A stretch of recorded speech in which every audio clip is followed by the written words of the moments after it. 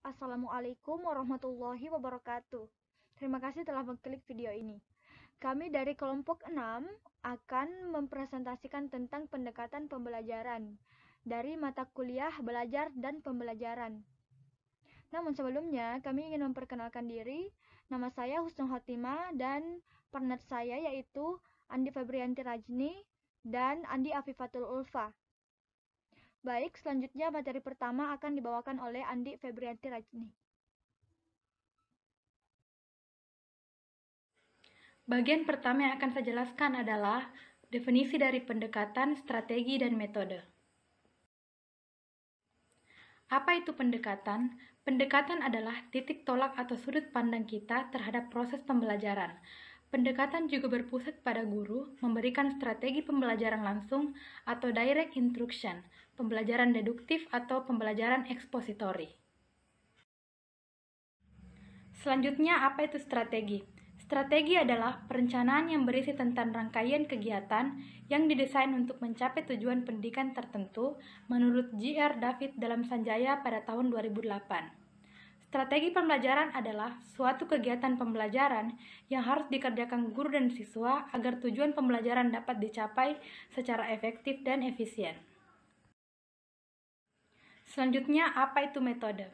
Metode adalah prosedur yang difokuskan untuk pencapaian tujuan.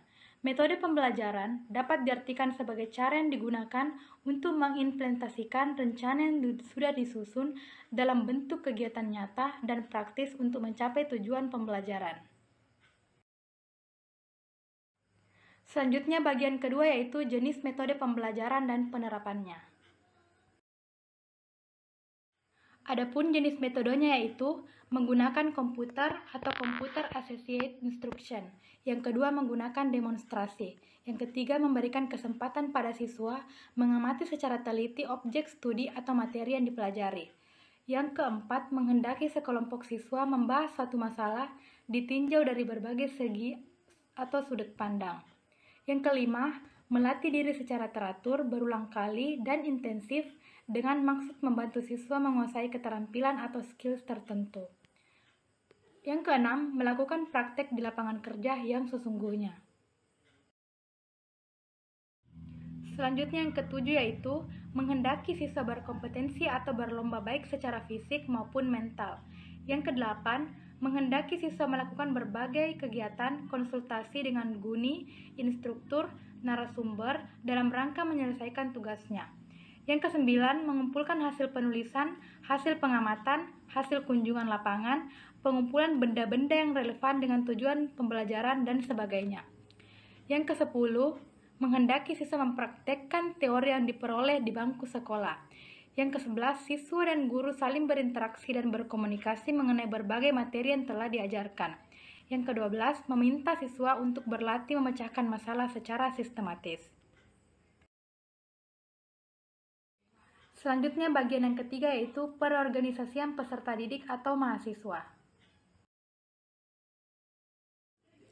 Apa itu organisasi? Organisasi adalah mekanisme yang mempersatukan kegiatan-kegiatan untuk menyelesaikan pekerjaan-pekerjaan, menurut Oteng Sutisna dalam Suhardan dan kawan-kawan pada tahun 2009.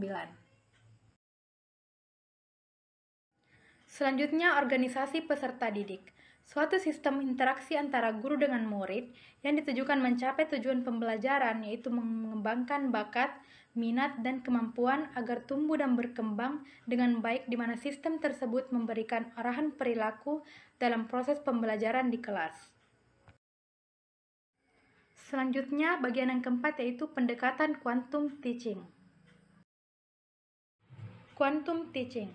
Quantum teaching adalah orkestrasi bermacam-macam interaksi yang ada di dalam dan di sekitar momen belajar. Quantum teaching menunjukkan kepada Anda menjadi guru yang baik. Quantum teaching juga mempunyai cara-cara yang baru yang memudahkan proses belajar lewat pemanduan unsur seni dan pencapaian-pencapaian yang terarah apapun mata pelajaran yang Anda ajarkan menurut Porter tahun 2000. Selanjutnya ada 3 hal yang harus dipahami dalam quantum teaching. Yang pertama itu kuantum, yang kedua pemercepatan belajar, yang ketiga fasilitasi. Yang kelima, Pendekatan multiple intelligence. MITA, Multiple Intelligence Teaching Approach, meliputi 5 fase, yaitu yang pertama, Question Possibilities, di mana siswa diberikan pertanyaan berdasarkan topik pelajaran sesuai dengan minat dan kemampuan siswa, misalkan mengaitkan dengan kehidupan sehari-hari mereka sehingga mereka dapat lebih tertarik dan mengetahui apa yang mereka pelajari. Yang kedua yaitu Target Improvement, di mana siswa diberikan target yang harus dikuasai siswa dalam pembelajaran seperti standar kompetensi, kompetensi dasar, dan indikator yang harus dicapai. Yang ketiga yaitu aspek quality. Siswa diberikan bentuk evaluasi dan tahapan-tahapan dalam pembelajaran untuk memotivasi siswa dalam pembelajaran. Dan yang keempat yaitu move resources. Siswa memecahkan permasalahan yang telah diberikan pada fase pertama, misalkan melakukan eksperimen kemudian menganalisisnya.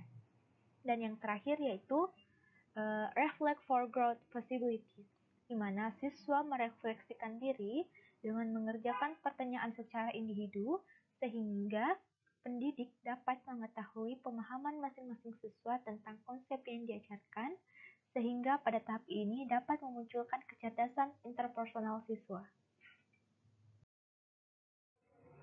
Yang keenam, pendekatan e-learning. Electronic e-learning. Electronic learning merupakan salah satu pendekatan pembelajaran dengan menggunakan jasa bantuan perangkat elektronik, khususnya perangkat komputer. Dalam perkembangannya, komputer dikenal dengan istilah Computer-Based Learning atau CBL atau Computer Assisted Learning or CAL, Sekartawi 2004. Kelemahan dalam pendekatan e-learning. Yang pertama yaitu kurangnya interaksi antara guru dengan siswa atau bahkan antar siswa itu sendiri. Yang kedua, adanya kecenderungan mengutamakan aspek bisnis dan mengabaikan aspek sosial. Dan yang ketiga yaitu proses pembelajaran lebih cenderung ke arah pelatihan. Dan yang terakhir yaitu siswa tidak mempunyai motivasi yang tinggi, cenderung gagal. Yang ketujuh, pendekatan active learning. Pendekatan active learning, model pembelajaran yang mengutamakan aktivitas belajar siswa melalui diskusi kelompok, diskusi kelas, eksperimen, dan demonstrasi dalam menemukan konsep baru yang dapat meningkatkan interaksi antar siswa dan taraf berpikir tingkat tinggi siswa. Pembelajaran aktif secara pedagogis adalah proses pembelajaran yang tidak hanya mendengarkan dan mencatat. Wibowo 2007. Yang kedelapan yaitu pendekatan kontekstual. Pendekatan kontekstual, learning, CTL, adalah pendekatan menekankan kepada proses keterlibatan siswa secara penuh untuk dapat menemukan materi dan menghubungkannya dengan situasi kehidupan nyata, lalu menerapkannya dalam kehidupan mereka. Prinsip-prinsip belajar kontekstual. Yang pertama, problem-based learning. Belajar bukanlah sekedar drill informasi, tetapi bagaimana menggunakan informasi dan berpikir kritis dalam memecahkan masalah yang ada di dunia nyata. Yang kedua, authentic instruction. Mempelajari konteks bermakna sesuai dengan kehidupan nyata. Dan yang ketiga, inquiry-based learning. Belajar bukanlah kegiatan mengkonsumsi, melainkan kegiatan memproduksi dengan mengetahui apa yang menjadi kebutuhan, keinginan, dan mencari tahu sendiri jawabannya. Selanjutnya, project-based learning. Belajar bukan sekedar menyerap hal kecil sedikit demi sedikit dalam waktu yang panjang, tetapi secara komprehensif atau terpadu untuk mendapatkan banyak hal. Selanjutnya, role-based learning. Belajar harus didasarkan pada pengalaman dan bukan kata-kata semata. Belajar adalah bekerja, dan ketika orang bekerja, maka ia belajar banyak hal. Dan yang terakhir, service learning. Belajar dengan menumbuhkan rasa percaya diri, merasa dibutuhkan bekerja sama atau menolong orang lain, dan akrab pada kegiatan di luar maupun di dalam kelas. Baik, bagian selanjutnya yaitu pendekatan belajar berbasis sekolah. Apakah pendekatan belajar berbasis sekolah itu? Pendekatan belajar berbasis sekolah merupakan suatu pendekatan pembelajaran yang menggunakan masalah sebagai titik tolak atau titik mulai. Namun, masalah yang digunakan bukan sembarang masalah. Masalah yang digunakan yaitu masalah yang memenuhi konteks dunia nyata atau real world yang akrab dengan kehidupan sehari-hari para siswa. Selanjutnya yaitu pendekatan kooperatif. Pendekatan kooperatif, seperti namanya, kooperatif, merupakan pendekatan yang bertujuan agar siswa dapat menerima berbagai keragaman dari temannya. Keragaman yang dimaksud di sini seperti keragaman sifat. Serta dengan pendekatan ini bisa melatih berkembangnya keterampilan sosial para siswa.